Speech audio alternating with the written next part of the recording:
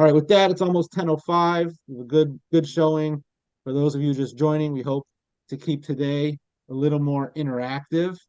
I'm sure everyone is familiar with Jamie Matos from our team, Hi, everyone. um, Good morning. kind of the backbone of a lot of the CSI programming we do. And of course, Ilya Ivansky, my partner on these webinars, Hi, um, everybody.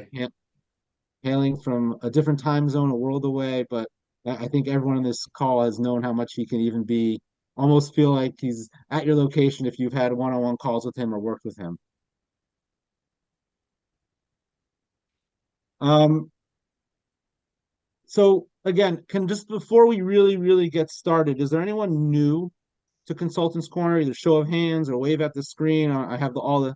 Okay, hello, Elise. Hi, morning. Good morning. Anybody else new? If Jamie, how do they? Okay, at the bottom of your screen, right? I'm not a Where it Zoom says expert. reactions, Gotcha. where it says reactions, you could actually recognize hand gestures. So if you don't want to speak, you could just put a reaction. Perfect. All right, so please, Jamie's gonna be monitoring. We just look. We know it's not. I gotta lower.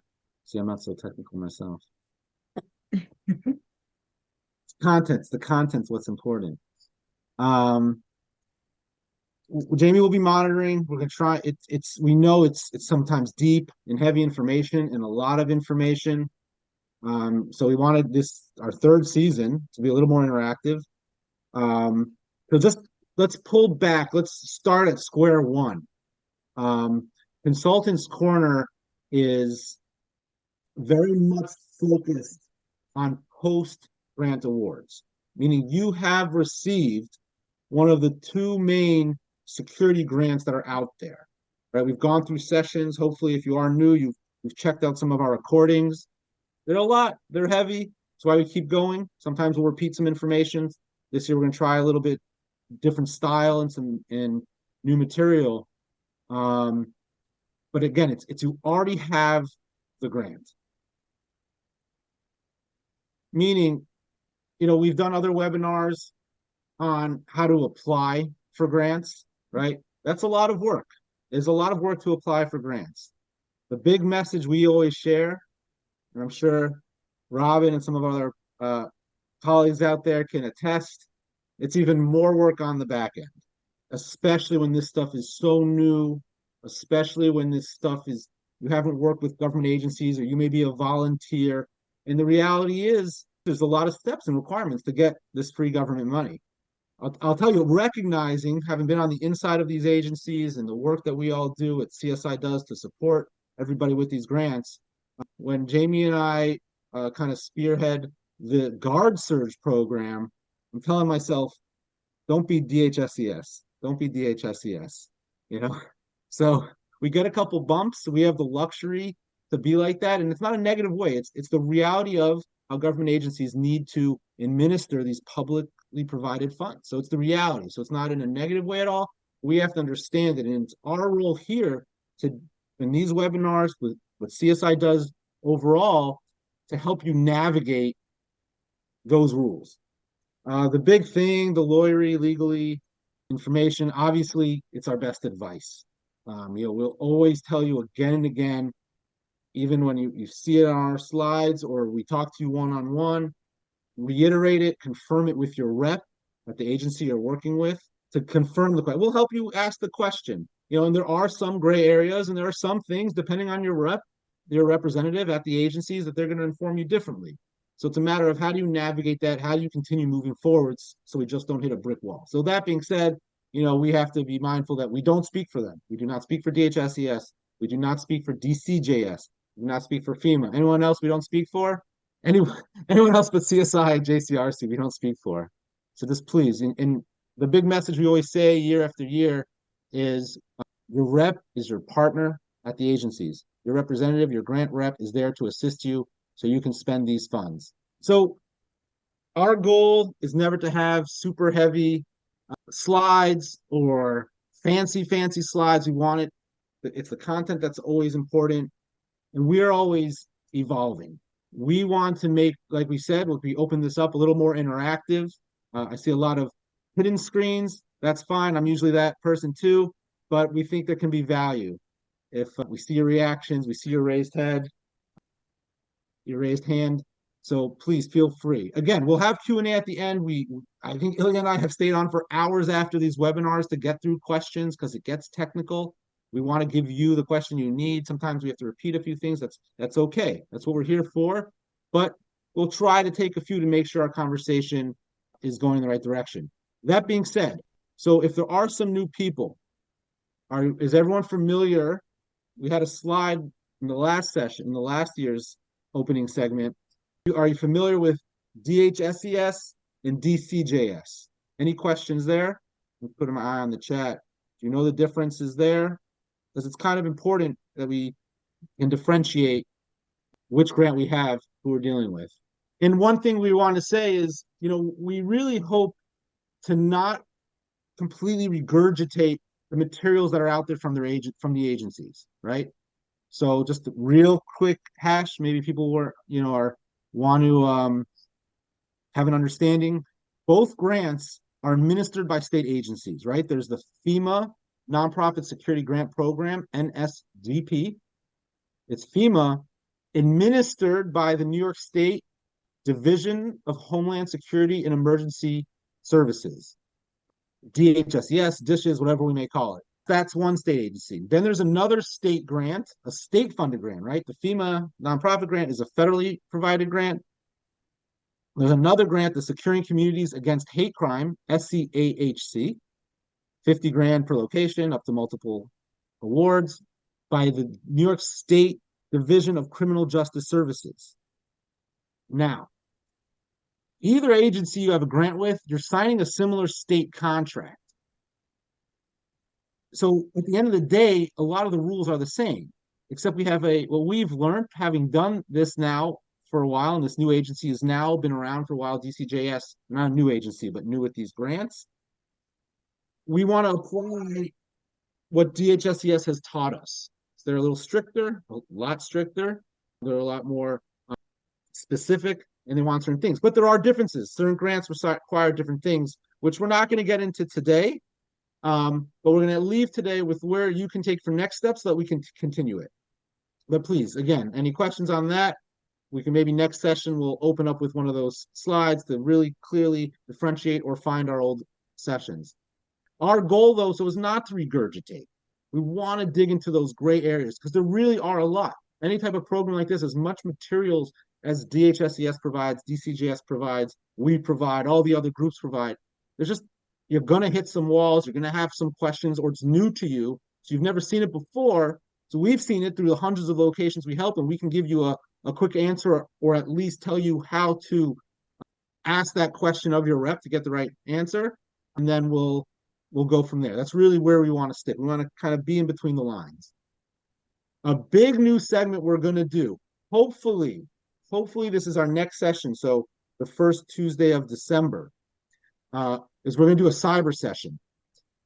As many of you know, you probably worked with Jeremy Paulson, our cybersecurity consultant, for an assessment so that you could apply for the $50,000 that was available, the last hate crimes grant, right? The New York State hate crimes grant. But I'm sure as little as we all knew about physical security things, we all know less about cyber. So we're going to bring him in. We're going to do a live interview of him. We're going to make him answer those tough questions that you want to hear, about networks, about firewalls, about the things that he recommended or that you're looking at. He's doing a lot of work on the back end regarding brands, regarding products, regarding the reality on the ground. So I'll say this: if you have certain specific questions, feel free to email myself or Jamie, and we'll make sure we can try to fit that into the questions. But otherwise, Ilya and I will torture him for your benefit. So, we think that's an important one, and that will be in 2 weeks, or the next session, sorry. We're also, in previous years, we did a lot of EHP tutorials. I'm throwing this curveball at Ilya as we speak. I think we should do RFP tutorials. We've talked about it. We've showed the materials. How, as a group, can we all work together to understand and see someone navigate creating a request for proposal, right? That is actually one of the areas that the state contracts require you to have an RFP as you go to a vendor, right? We know they gave us ad language and they told us we need to score the material. And they say we have to have an RFP, a request for proposal, but they actually provide close to no guidance on what the RFP can be. Now, that gives us flexibility to not go overboard, but at the same time, that's a critical piece in designing your security programs. So that's something we're going to kind of work behind the scenes, try to sift through the overload of information to help you design an RFP. I mentioned an EHP, for those of you not familiar, the Environmental Preservation and Historic Planning, maybe the other way around, it's a federal requirement for your FEMA awards. The state grant does not require it. The federal grant requires it. Pictures and labeling where you're going to put the equipment. I don't think we'll get as granular this year in previous years. If that's where you're up to, Ilya did multiple sessions with attendees talking about this, how to make it real. And the reality is DHSES, because they're administering federal grant, DHSES has good materials. Their slideshows step you through how to do it. Arrow here, picture here, fill this out in the form. So that's always your starting point. The materials from the agencies you're working out with is always your starting point. And again, please be familiar with those. We've created some pieces over the years that references the right pages, but we're trying to create more material. We're trying to condense it and direct into the information that's out there. We're going to do, because the reality is there's going to be more grants opening, and maybe at the end of today, we'll talk about that. But remember, this is about you have a grant. If you're in today's session, it's because you have a current grant or expecting. Maybe it's not executed, right? You didn't sign it yet, but you have been awarded officially a grant from one of these two agencies. But we will probably, when the next awards open up, we believe, don't quote me, right? I don't speak for anybody. Don't quote me. We believe the next round of the hate crimes grants will be open before the end of the year. Just be mindful. So hopefully maybe that would mean when that opens, when we find out, we'll do a session, maybe with David Pollack, maybe with our other partners on how to apply, right? That's always the changes that are needed. There's always some changes required. There's always someone new to the game. Share with your colleagues, or if you just want a refresher, please feel free to join in. We obviously will always, this is where we enjoy the most, our bread and butter, helping you with your hardware topics. The first season, we went really, really deep because, you know, Ilya and I have been working together for a long time. And whether ourselves with David Pollack, with the CSI team members, it's one thing that people got the funds and did these grants. It's another thing to install it effectively. How do you ensure your vendor who you're contracted with is doing what you need? The goals of the projects you installed are achieving the goals you want of this program, and it's done right, to the right specs, to the right needs, to the right realistic operations of your facility. You know, what might work for one place might not work for another. So it's important to realize that there are always your unique situation, but also how to ensure that it's done to spec appropriately. I mean, too many places get something installed, the vendor leaves, no training, no information, the system falls into disrepair, no one's really using it, watching it, monitoring it, maintaining it, all the things that are required for a long-term effective program. So the big reminder before I move on, and I just added this, so apologies for the typo. Remember, please, if you are new to this process, if you are new to these procurement processes, it is a long, slow process, right? The state hate crimes grants, that's DCJS, Division of Criminal Justice Services, is a 2-year award.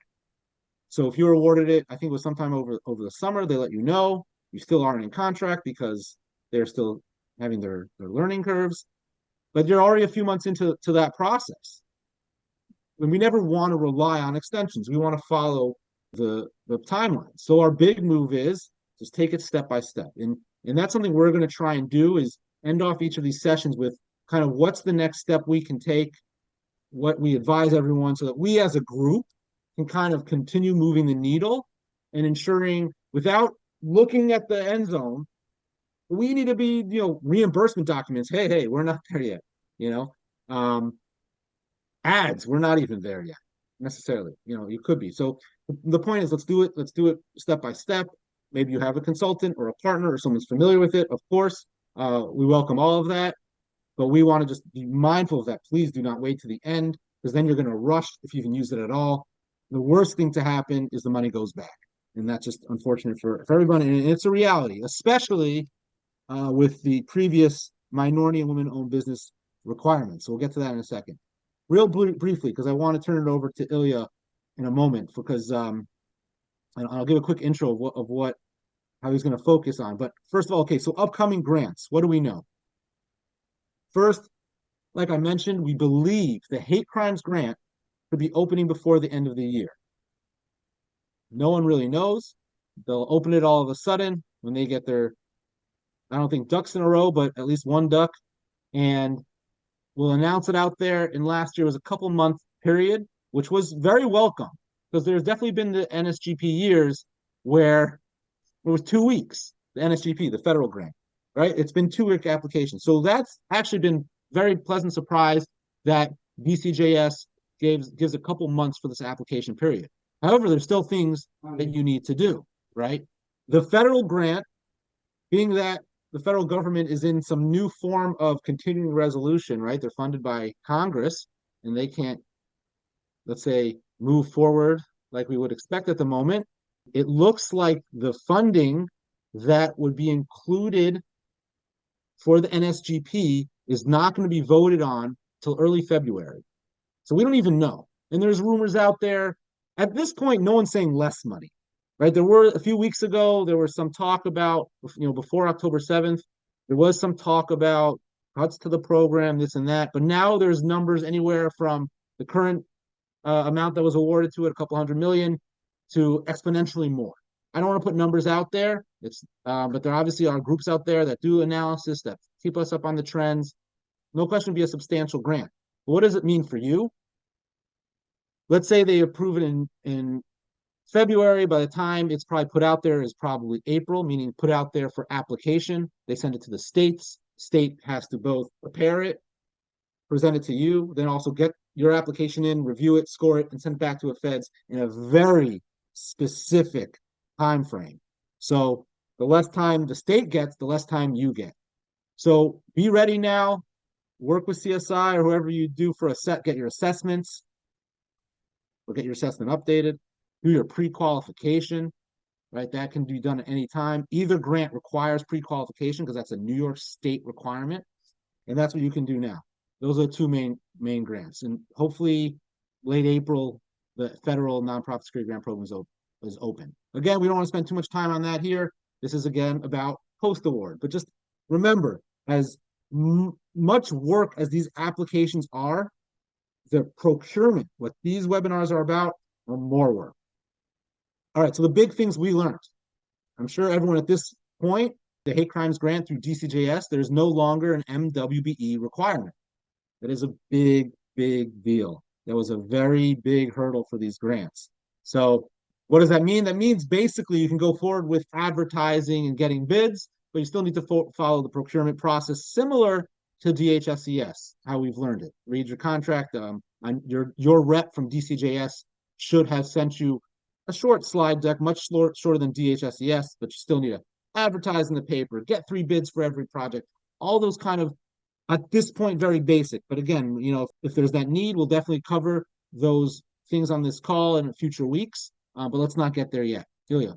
Before I move on to my side, Dov, we're seeing some questions about specifically the DCGIS grant in the chat. If you could just stop for a second and take a look at those few questions, I think it's just very timely right now to address them, because I want to make sure that we don't move forward until we get through those, because this is the exact juncture where we should reply. So right at the beginning, when I read the grant myself, the RFP, I didn't see any 30% requirement. But I think all the folks that I had no prior experience with the state RFP or fulfilling a state grant. I came with new eyes and seeing it for the first time. And so you folk, so whatever, I listened to all the webinars with the 30% and blah, blah, but I just listened, and then we got awarded the grant, and then you did whatever you had to do, and you kind of affirmed that there is no more 30% requirement. And I think you just opposed it with that the state looked at why they had this extra money that nobody was applying for their $50,000 grants. So this year they gave out four really $50,000 grants and took away that requirement. So when I was talking to, like you tell us to do, try to speak to other organizations that had grants and, network. So when I was speaking to this gentleman and other people, they were adamant, Roberta, you are wrong. There is a 30% requirement, blah, blah, blah. And I'm telling him, no, I don't think so. And he cited me and forwarded me some state law. You know how they have part 200, 2CF, Yeah.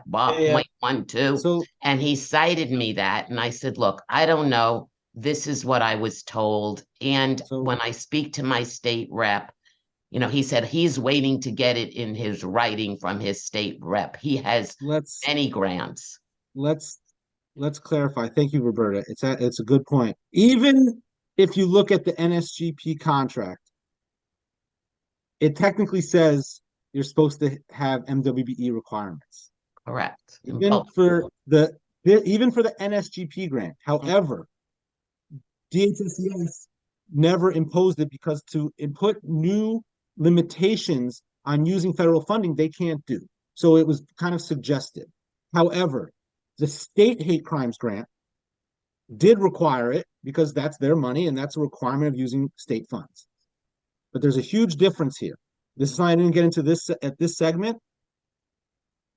The hate crimes grant, right, used to be administered, I think many people are familiar, used to be administered by DHSCS. 2019 used to be administered by DHSCS.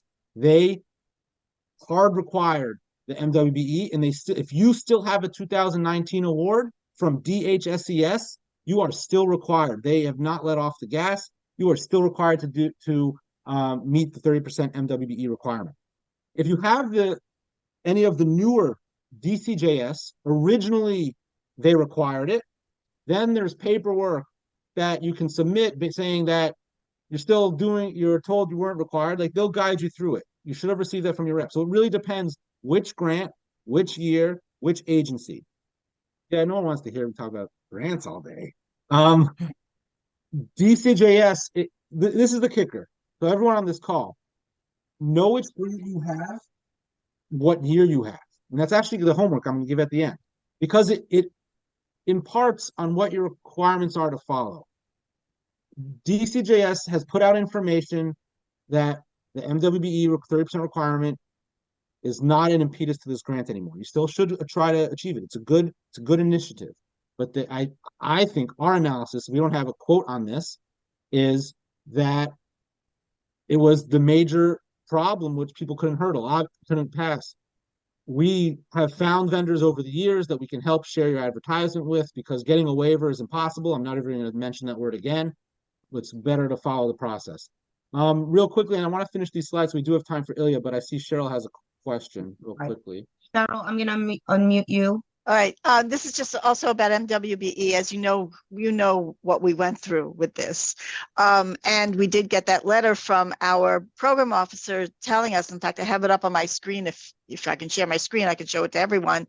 The letter that said that MWBE compliance is no longer required for the DCJS grant award. However, we just got our contract to sign, and there's a huge amount of language in there about fulfilling the MWBE requirements. So I'm confused. I'm going to reach out to my program officer and ask for a clarification, but I'm wondering, did they just send me an old contract? Should I just ignore it? Definitely never ignore anything. And let's leave this there, and I want to finish up and get to Ilya.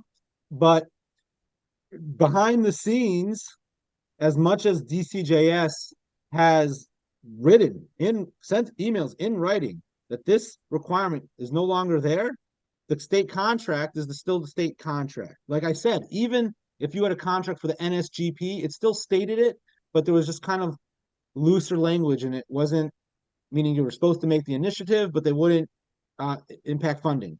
The number one thing you can do, Cheryl, and I think it's actually a great point, we'll also follow up, is let's see how they're clarifying that discrepancy between the contracts they're sending out and the language that they shared. You know, so hopefully it is what they said in the email, that it's no longer required. But let's put this out there. If MWBE is still required, we have dug in for relationships to find people that can help meet this requirement. If our goal is never to circumvent a rule, we want to help you navigate it. Again, we can't refer any vendors ever, but once you get to the ad stage, we will then share it. All right, let me just follow through with this one, turn it over to Ilya, and we'll definitely be available for more questions at the end, unless if Jamie or Ilya see something specific here. The DHSCS extension, if you have a 2019 award, you might have been, not everybody, you might have been given a few more months for the 2019 hate crimes grant. That grant's already multiple years old. It's already been extended. If you don't know, or if you want to ask, reach out to your rep. We can't state it. We've seen it in the field.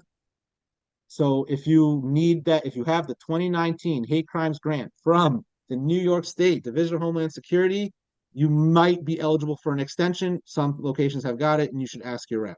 Another big piece that we're seeing, which if you have done the nonprofit security grant, the NSGP, a major change for you is that DCJS is saying, go forth. You don't need to have contract executed. You don't need anything. Just start advertising, start getting bids. It's confusing because we're all trained now after over a decade, 15 years more of the federal grant and the DHSCS requirements, that we know, hey, we don't move forward till we have a contract. We don't move forward till we have EHP. Yet DCJS is saying, yeah, you can go forward. I think it's a mix of a couple things. You know, everyone has their own interpretation of the contract.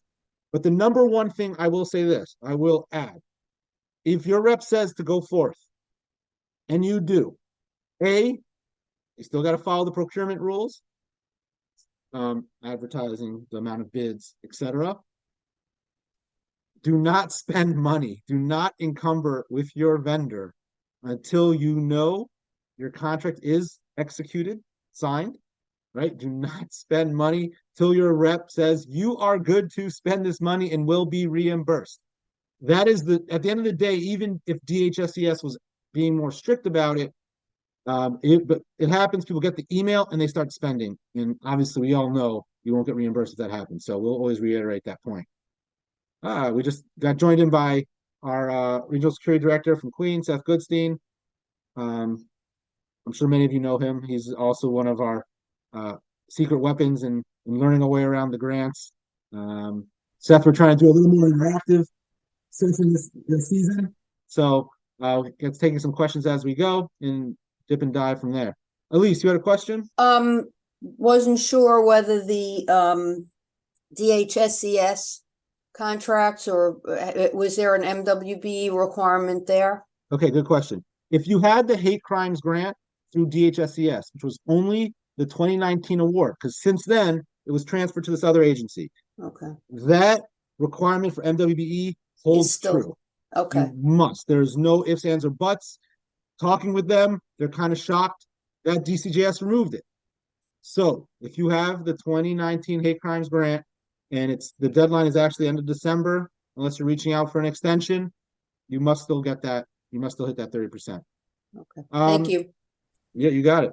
It's a good question. It's so nitty gritty between the acronyms and the rules. We think it's important to make sure we clarify. All right, at least we'll come back at the end, maybe if you can just remember that comment. Sorry. All right, again, we have a new format besides the interactiveness. We want to progress together. And one thing we do on the side, so knowing our CSI resources, whether you're working directly with your regional security director, like Seth in Queens and Bill Hayes in Westchester, our whole team, it's all on our website. Please always check it out if you're not familiar. But us in partnership, Jamie and myself in partnership with your RSD will do one-on-one calls. Now, consulting calls, let's call it, to help you kind of move forward. We can't do the work for you. There are partners and consultants out there that can, but for those of you who want to be involved or just need a little bit of extra help, we'll do that maybe with a quarterly follow-up, a monthly follow-up. the follow-ups are important because we've learned even when we help an organization and we end the call and they got good information, they know what to do next. We check in 3 months later and they hit another wall. So we want to be there for you. Again, we'll guide you, we'll answer your questions one-to-one. So if that's what you want, please reach out to your RSD or ourselves, and we'll help you navigate the process. But again, it's more of a hand-holding than doing it. So that's kind of what we call our procurement services. With that, and thank you for bearing with me on this super exciting information. I want to turn over to Ilya. And the most important thing, if you've been on these webinars before, Ilya is also one of our secret weapons in terms of the technical needs of your security projects, but also does work with many organizations on all of these grants and sees what works and doesn't work and works with the reps to understand, the requirements on the ground. So it's very important. And with that, I'll turn it to Ilya, and then we'll come back to Q&A. Thanks, Dov. And I think I'll throw another curveball back to you in just a moment, because I think as we all gather here today, and after a bit of a break, we all find ourselves in the new world. A lot of information is coming our way and continues to. We're experiencing all sorts of emotions because of the news that are coming from different parts of the world, in Israel in particular. And so we could forget a lot of things. So please remember that that's why we record every single webinar.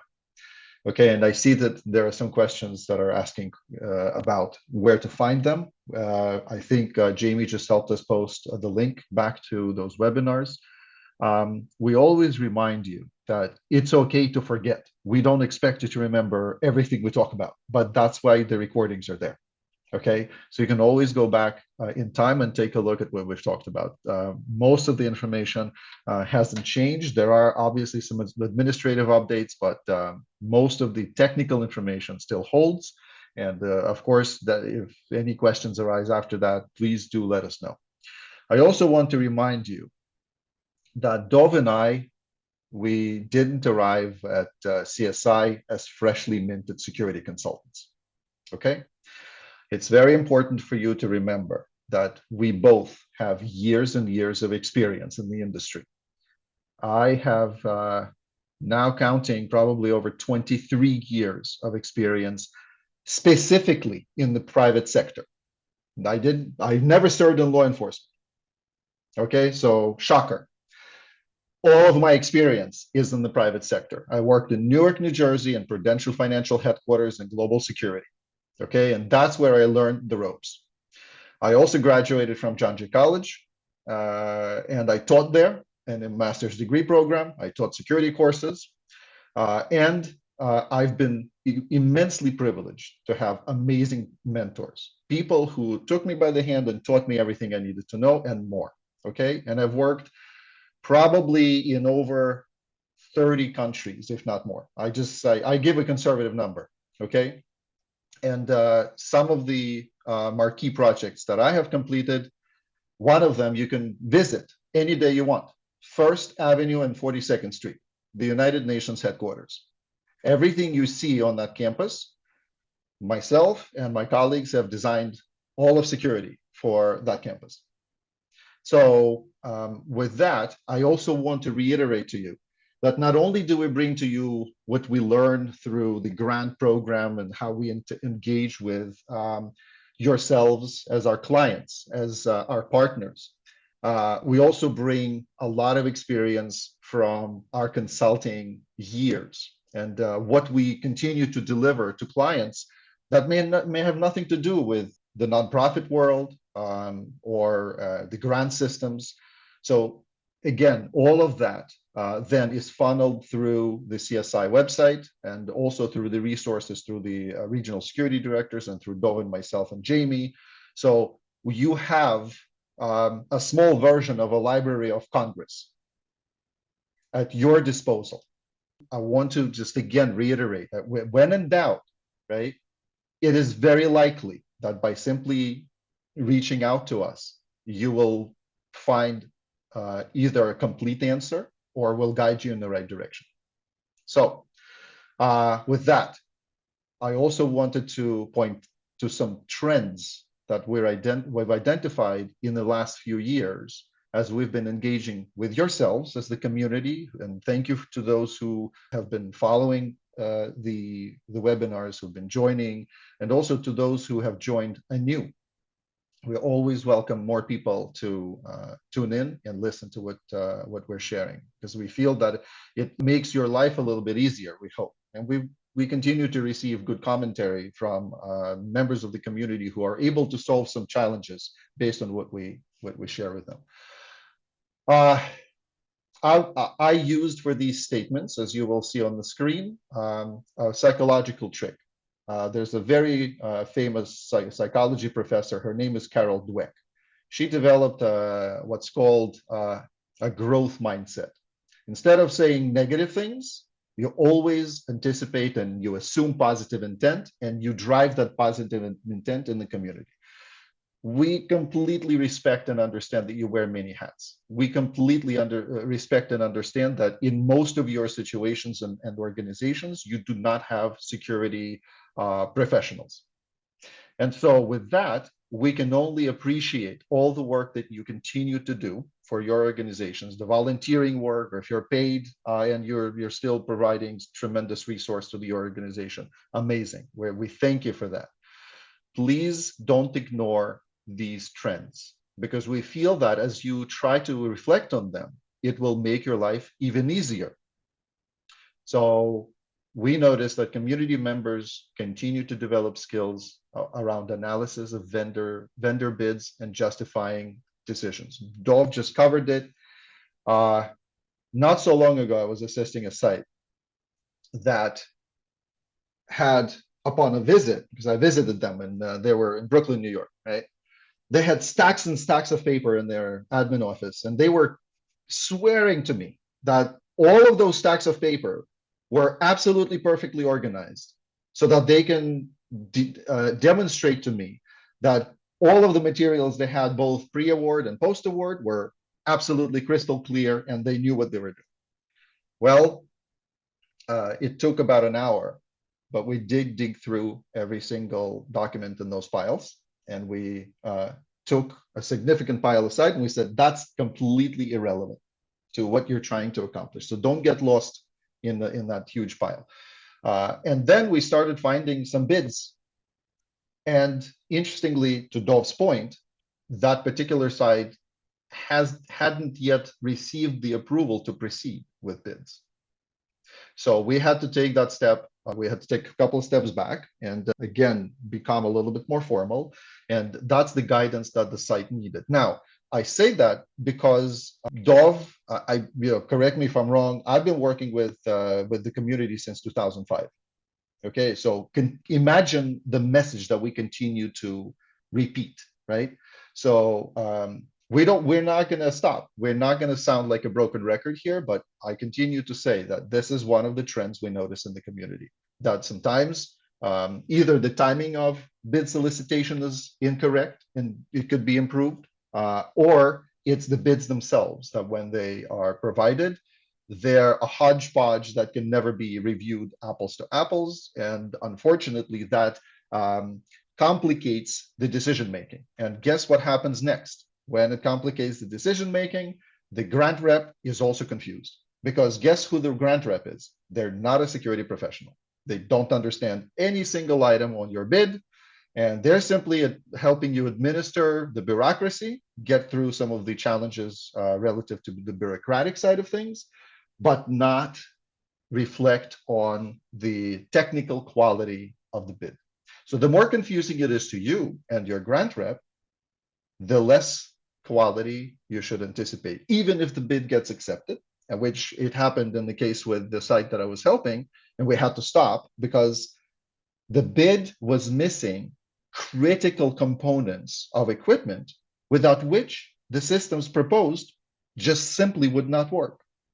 Like it was just a shoddy design, right? So I wasn't expecting that the client would know that, right? But again, there are resources like the CSI team. And again, that's why Dov is harping on the fact that we should be talking about RFP tutorial. And yeah, I couldn't agree more. I purposely kept the second bullet here because we're not expecting that you're going to add another channel of communication right away, right? But there is a difference between when an integrator talks to you about systems and solutions, their primary concern is to make money, is to sell you stuff, okay? And they do the project quickly and go away. But the manufacturer wants the stuff to work. They want the stuff to have longevity. They want you to be a competent user of their stuff. They're not only interested in selling you trinkets that end up not working or not being beneficial to you. So we simply encourage you to reflect and decide whether you have enough bandwidth to also start talking to manufacturers. I'm not saying that you must do it right away, but they could be significant resources for you. Okay, if it gets too complicated, you don't know who to call, or you're confused, that's where CSI is available. You can reach out to your regional security director and they'll help guide you. And obviously, as I said, you have a volume of recordings of our webinars, so you can start learning more and more about products and how they work and so on. We notice also, at least I'll speak for myself. Okay, I was talking to a site not so long ago, and they're telling me, "Oh, by the way, we also want cameras to monitor our classrooms." I had to pause and ask them, "Well, what is that for?" Because I said, if you're trying to spend counterterrorism grant money on monitoring your classrooms, to what degree is that justifiable as a counterterrorism measure? And so I said, I don't know. You have to be able to articulate that. And we notice how a lot of decision makers, they would rather oversaturate their facility with a lot of trinkets, a lot of bells and whistles, which depletes and reduces the overall quality of equipment. Because the more you buy, obviously for the defined amount, the lower the quality of each item will be. Okay, that reduces the quality of each individual unit. And so we still notice that decision makers sometimes would rather buy more than less and have better quality. And so those are the conversations we're still having. If I'm not clear here, please do let me know in questions, and you in the chat, raise a hand, or reach out to us separately. We'll be happy to give you more examples. We also find that one of the critical components of how systems are installed at your facilities is the brain of where all the cables connect and where the servers sit, where the head, we call it head-end equipment, basically the focal connection point that then receives signal, processes it, consider it just a bunch of computers that are receiving all the signal and serve as the brain of the system or many systems. Well, guess what happens with the security closets where those systems sit?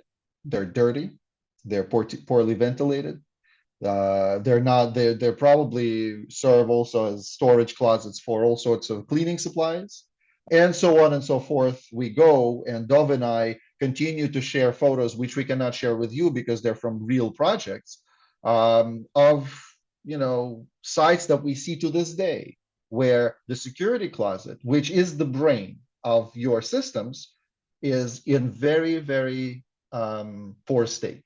Now, what happens when security closet is in that poor state is that the longevity of the system is significantly affected. Okay, and so the system starts breaking down from the brain, not so much the devices that you see around, the readers, the cameras, and so on, right? But the brain of the system is not working, and it's much harder and more expensive to repair. So one point of conversation that we'll continue to have, this is just a primer, okay, because we're only starting this season, is about what to do and how to monitor quality of implementation. Again, we're not asking for you to become security professionals. We're going to give you some guidance that's very simple, but imagine somebody were to install something at your house, right? And they left it in such state that it's dirty, cables are sticking out, and it looks terrible aesthetically, at least, right? Would you accept such work? So we ask you to do the same for these very complex brains of the security systems, which happen to sit in security closets. So, and last but not least, we also notice, just recently I was speaking to a client who today, in this day and age, tells me that very recently they installed a security system, a video surveillance system, that's banned by the US government and has been banned by the US government several years ago. They're saying that, yeah, we actually need to improve that. I said, you can't improve it because you're not going to get grant money for it. How did you end up making a choice when you have all the resources available to you to just validate whether that system is allowed under federal funding or state funding? I think that goes back to my point about outreach to manufacturers and learning about products. It's the same as your trivial choices about what washing machine to buy, or a dryer, or a refrigerator, or a car. You always will have to do a little bit of homework to decide what works better, what's better quality, and so on and so forth. Right? In this particular case, product education is also very important because you may become a victim of having spent the money. Let's say it comes out of your capital budget, and then you're spent a little bit, but the system is already in place. So to improve it, you expect to spend grant money, but it's not going to happen, and you didn't know any better. Again, we're available to you. We're happy to support you with any questions of this sort about product types. We put a lot of information about which products have been banned, both in our webinars and also online on the CSI's website. So please, all I ask for, if you follow all the bullets I put here, there's always valuable time to make a pause and reflect on what it is that you're doing, which direction you're going in, right? What products you're buying. Are you buying too many of these products? Are you oversaturating your facilities, even though you may not be able to even figure out how to use all of those things? Because keep in mind, you buy a lot of things.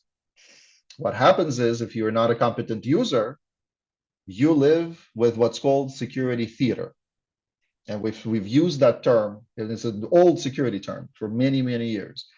Security theater is when you think you're protected, but you actually aren't. That when easy exploits of systems, other controls that you have around could defeat your entire security program very easily. Okay, but you live under the assumption, under the misapprehension that you'll have all protection you need. And that brings two problems. One is liability. So talking to a lawyer, one might tell you that actually, if you sell a message of good security, but your security is actually terrible, you subject yourself to higher liability. And another problem is the messaging to the community and the trust between yourselves and community. When the community says, we believe you, we trust that your systems are protecting us when we come to your facility, but they actually don't, that's worse than legal liability, to be honest, because we know that in our community, trust is gold, right? So I want to end on that note and pass it back to you, Dov, but very happy to take some questions. Gotcha. Thank you, Ilya. And like Ilya pointed out, this was kind of our soft opening for the season. We just wanted to share some of the most recent updates, and you see how our balance is going to be, talking about grant requirements, the security needs of your systems, and how to kind of balance and work both together. And I'll add on to what Ilya just said. It's not just nonprofit and religious organizations that we see that have the issues with their equipment closets and poor installs. We see it I see it in high security locations. We see it across the board. And I sometimes think it's an ownership thing, you know, a government facility. Well, that person's in charge of this and this person's in. So if you're on this call, let's make that assumption that this is going to be your show, and don't let the vendor who installs it just put it where they want, because they're going to make it the easiest and quickest for themselves. But you're going to have an RFP and you're going to have a contract with them that should state it and say, hey, you said we're going to have training before you leave. You said all the cabling was going to be labeled. I don't see any labels. I have no idea what wire is what. So just be mindful of those things, getting into the weeds, but that's kind of, it's across the board. It's not just these institutions. And as we close out, I want to actually steal one of Ilya's biggest points that he didn't get into yet, and that we see across the board. for these projects, let's even not even say just the security side, but the management of these projects, of these grants, if you don't have that one focal point project manager, it's gonna go awry. It doesn't mean you have to do every step, but making sure the process continues, right? Like we mentioned before, Jamie and I do some one-on-one procurement calls, and it happens. And sometimes you can't control it. Someone left a company, someone changed roles, and then all of a sudden we're back in a call. We're a year in, and like talking about all the ideas they have for their security program, and we're like, hold on, you're approved for only certain things. It has to be installed per your EHP. It can't just be a whole new catch-all. They're like, what are you talking about? So be mindful that the ducks are in a row, that you know where your program stands and what needs to happen. Okay, so before we get to if there are any remaining questions, because we took some as we went, but we'll stick around. That's always our commitment to you. We enjoy it, but let's put some homework up. We started, like we mentioned, we started out some previous years. We really dug into what each grant was and who was what and what was this and each acronym. Nonetheless, doing the homework will help you figure it out. What grant do you have? And honestly, we do a lot of calls, and that's where we start, and it takes 10 minutes to figure out. And what year is it? Only because the location is not familiar with it. If you can get into your portal, which we'll get to in a sec, the next bullet, you can figure it out in a second. But then like, oh, I haven't signed in, I didn't apply. So know what grant you have and what year it is. The reason for the year is twofold. One, when it expires, your contract will state it. And two, like some of the questions that came up today, depending on which grant you have, there are different requirements because the world changes. But it does, just because something changed in 2022 for that award doesn't change it for 2019. So it's very important. And we go back and forth and we work in partnership with the RSDs to get that reality, because we're not trying to confuse anybody, as confusing as this world is. So it's the first thing to do is know which grant and what you have, and maybe also your budget. To do that, the best way is to make sure you have access to the systems, the portals that the agencies use to manage your grant. That is where all your information is. Maybe someone applied. Sometimes these cycles can take a year or two. If you have the NSGP, the New York State DHSES uses e-grants, right? So that's the point. Now, there's a very similar system, but different system, the grants management system that DCJS uses. You might have both grants and have to use both systems. Sorry that that's the reality on the ground, but if we know it, that's half the battle, right? That's what they say. So if you have access to there, you can find out what your grants are and understand your contract status. Is it executed? Is it pending? How far you are in the process, you can take the next steps. It's very crucial. So I think for the next session, again, we hope and we intend the next session is going to be our cyber interview with Jeremy Paulson. So those of you who have the Hate Crimes Award for cyber updates, please join us. Those of you who are just intrigued and want to learn more about cybersecurity hardware from a simple point of view, please join as well. Everyone's always invited. But that's kind of where we're going to close out for the day. If there are any questions, either in person or live, I see Tzvi asking, where can I find info on RFPs and where I'm holding? So again, we recognize it's 11. We're going to stick around. Want to make sure we can answer those questions. So with the RFP, again, that's on you to design. We'll help you. We can provide some materials. It's an endless balance of sharing you too much information that might drown your RFP, but also enabling you to design a request for a proposal, an RFP. This is what goes to the vendor, and we're steps ahead, right? This is day one, season 3. We're not talking yet RFPs. We're not talking about all that stuff, right? Our goal right now is know what grant you have. Nonetheless, we recognize everyone on this webinar is at different stages. So in a future session, we'll go deeper, but the RFP is what you will provide to the vendors who respond to your ad that you're required to post, that they want to do security projects at your location. If you want a go deeper, please reach out to your RSD. And we've had previous sessions on this, both on Consultants Corner might have some more information, as well as on our website. And again, like I said, your RSD is a great contact. Yeah, Ilya. I'm just going to say that I actually saw that question. I almost typed up an answer, but I was going to say that I believe at the end of the last season of Consultants Corner, we did go over the RFP material. I think it was like 3 or 4 consecutive webinars. We took it step by step, right? We will obviously repeat ourselves again, but we'll probably do more of a tutorial, if you will. So we'll dedicate more time to this. However, don't feel like you're short of resources. You have them in those webinars, so find them and review. Check these, like Dov said, CSI website in general. There should be some additional guidance there. And if you find nothing, if you're struggling and a bit of at a loss of where to go, your regional security director. That's the best bet. Any other questions while we're here? Any other topics of interest? At least, do we still need to follow up, or you got your answer? No, but Yeah, she just I just put another question out there. I'm fine on the other one. great question. Right? So you're saying if you have multiple grants, do you need to put out multiple ads? Right? That's basically your question. Well, for each grant, I would say the answer to what you just said is yes, a different ad for each grant. But do you have to put the ad like in multiple publications for a grant, or is it just one?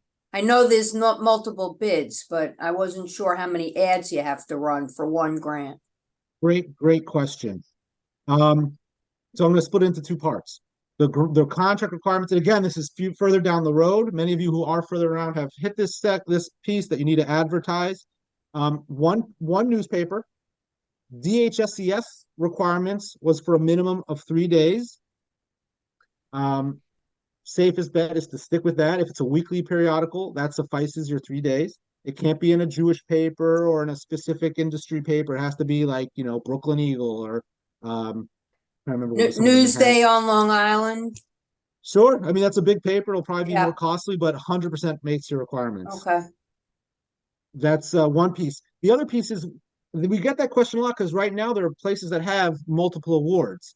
I've seen it where if you had multiple awards of the same type of grant, that you could, anyone who's listening, if you have this situation, ask your rep, get it in writing, in email from your rep.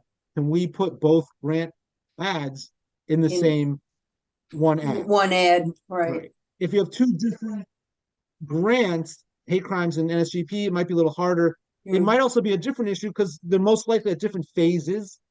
And if DHSCS doesn't want you to advertise till you have your AHP, till you have your contract executed, you might not be at the same place anyways.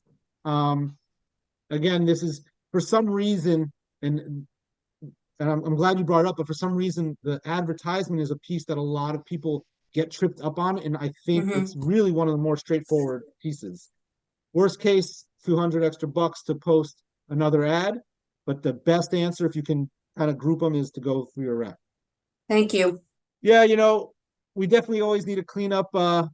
Roberta makes a comment about finding the videos. We've updated our website. Some things got moved around.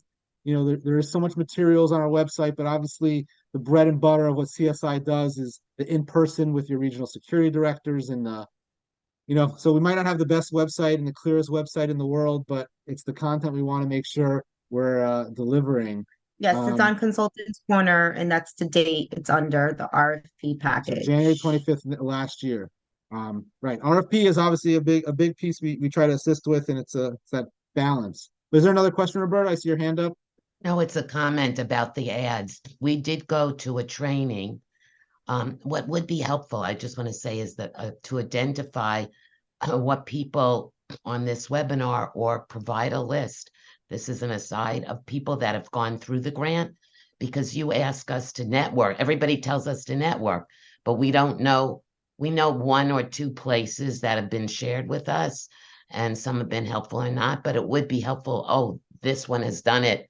Let me see if I can pick their brain. But DHSES had a full day training in different locations. The one on Long Island was this past Wednesday. And the advertisement question came up because I'm in an organization that has, for the first time, received both. We never had a grant, And now we have both grants at the same time. Okay, we have the Department of Criminal Justice and the one from DHSES or whatever, Homeland Security, I call it, FEMA. And we had parallel requests, the same requests in both grants. Don't ask. So it's a double-edged sword. But that being said, since we're implementing them together for the first time, we asked about the ad. Can you use one ad that Elise, and the answer was absolutely you can. However, based upon what you just said, Dub, you're not in the same timing. Exactly. We hope none of our contracts, they're signed, but they're not executed, which means they're not really ready to go yet. And we know that the Exactly. state one, we're not spending money until we have a signed contract. So the state, so I don't even want to put out an ad until I have a signed, I have a signed contract, but not an executed contract. And that Right. took me forever to get my head around. What does that mean? It's signed, but it's not executed. I didn't get that, Yeah, but now I get it. But it's what I see is that as you said, the state grant's only 2 years. We got to get going. That calendar year started July 1st, and we haven't exactly. put out an ad. And the So- EHP is going to take longer. So I think we're going to have to bite the bullet and pay for 2 separate ads.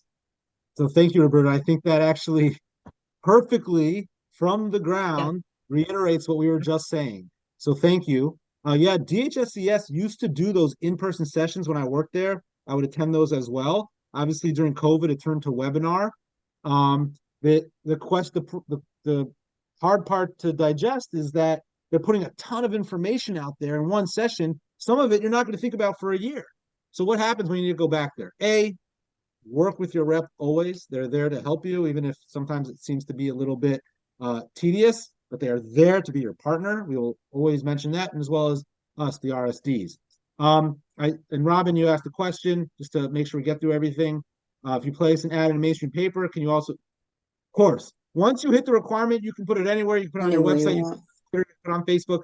You just have to at least make the requirement. Once you hit the requirement, you can put it anywhere else you want. So, in some places, kind of miss this a little bit, but I think just let's always make sure we get it in that local paper, the local neighborhood paper, that make sure we get our requirement. And then from there, Godspeed. I want to follow up on Roberta's comment. Maybe we'll talk to Ilya and Jamie offline. Maybe we'll call this networking corner. Because that kind of can be what this is. It's a balance. It's a balance because everyone's gonna have a little different experiences and different understandings. So we have to be a little careful about what's out there and what's said. So if I ever pull back on any comments that come out, it's just to, we have our disclaimer, but if something's misconstrued from someone's experience, we just have to be careful. But we've always wanted to have sessions so people can learn from each other, and that should be a piece of Consultants Corner. So thank you. If anyone has their information to share, please just be mindful. We might have to clarify. No, we see it's what's happening on the ground, and that's the experience we try to bring.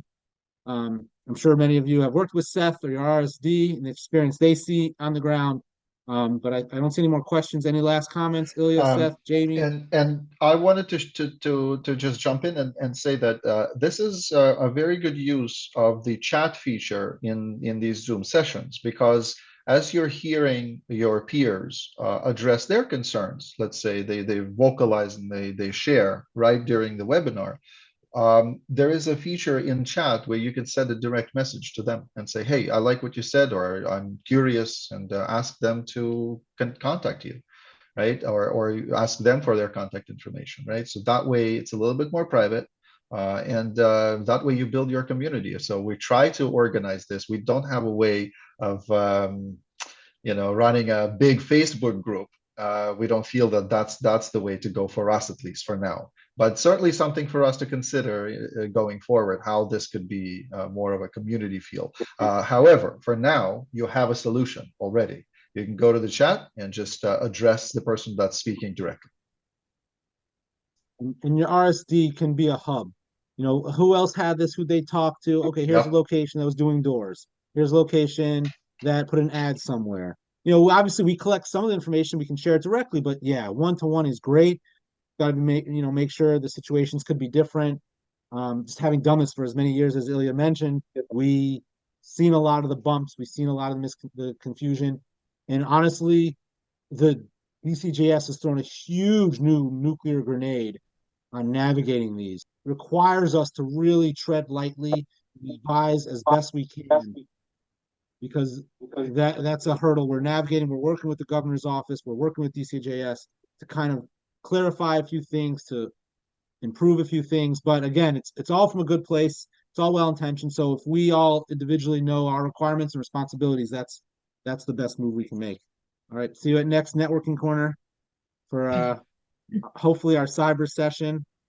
Roberta, I'll stay online if there's no more questions. I don't want to hold anyone too long. But everyone's welcome to stick around to network. No, I'm Leah, clapping. what's that, Roberta? I was clapping. It wasn't a question. It was a clap. Gotcha. Okay. We'll have to go up the chain and see if we can rebrand these. There you go. I see the clap. I see the clap. Thank you. Well done. All right, everybody. Good to see you all. Take If you haven't worked with us directly, I recognize a lot of names, some new names. Please, that's what CSI is here for. Bye, everyone. Bye. Thank you.